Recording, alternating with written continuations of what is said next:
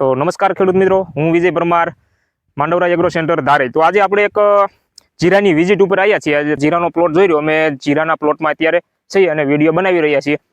તો જે ખેડૂત મિત્રોને સારું એવું જીરું હોય ને પિયત ના આપેલું, તો તમારે સૌથી પહેલાં તો એક તો જો માવઠુંની વાદળછાયું વાતાવરણ થાય તો એક તો તમારે મોલો મસી ગળાની એટેક થોડોક આવવાનો રહે. જે ખેડૂત મિત્રોને જીરામાં વરિયાળી આવી ગઈ છે એમના માટે, અને વરિયાળી બેસી ગઈ છે અને જીરું હજી નાનું છે, 1 થી 2 માળ થઈ ગયા છે, તો કાળી શરમીના અત્યારે એટેક આવી રહ્યા છે અને વરિયાળીની છે. આ રીતના જે વરિયાળીમાં કાળા ડાઘ પડતા હોય એવા પ્રશ્નો અત્યારે આવે છે, તો એના માટે તમારે કાળજી લેવાની છે. જે ખેડૂત મિત્રોને કાળી શરમીમાં એડવાન્સમાં યુઝ કરવું હોય તો જે પાઇકોસ્ટ્રોબિન 22.52 આવે છે એ યુઝ કરી શકે છે, અથવા તો બાયરના નેટિવોનો યુઝ કરી શકે છે. તમારી જે પસંદ હોય એ કંપનીનું તમે લઈને યુઝ કરી શકો છો. અને જે ખેડૂત મિત્રો વરિયાળી નીચે કાળા ડાઘ પડે છે એમને યુઝ કરવાનું છે ટ્રાયસાયક્લાઝોલ 75% જે આવે છે, અથવા તો એઝોસ્ટ્રોબિન અને ટ્રાયસાયક્લાઝોલ વાળું કોમ્બિનેશન આવે એનો પણ તમે ઉપયોગ કરી શકો છો અને સારું એવું રિઝલ્ટ મેળવી શકો છો.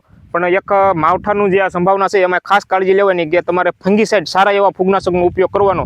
અત્યારે જીરાની અવસ્થા પણ 60 દિવસ ઉપરની થઈ ગઈ હોય ઘણા ખેડૂત મિત્રોને, તો સારું એવું રિઝલ્ટ મેળવીને સારું એવું ઉત્પાદન મેળવી શકે છે. અને જે ખેડૂત મિત્રોને વરિયાળી ખાટી થઈ ગઈ છે, ટૂંકમાં પાક ઉપર આવી ગયું છે, તો એ ખેડૂત મિત્રોને 05233 અથવા તો પોટાશનો પણ ઉપયોગ કરીને સારું એવું ઉત્પાદન અને સારો એવો ક્વોલિટીમાં દાણો અને વજનમાં પણ સારો એવો ફાયદો થાય. તો આટલી થોડીક કાળજી લેજો. આજના વિડીયોમાં આટલું જ.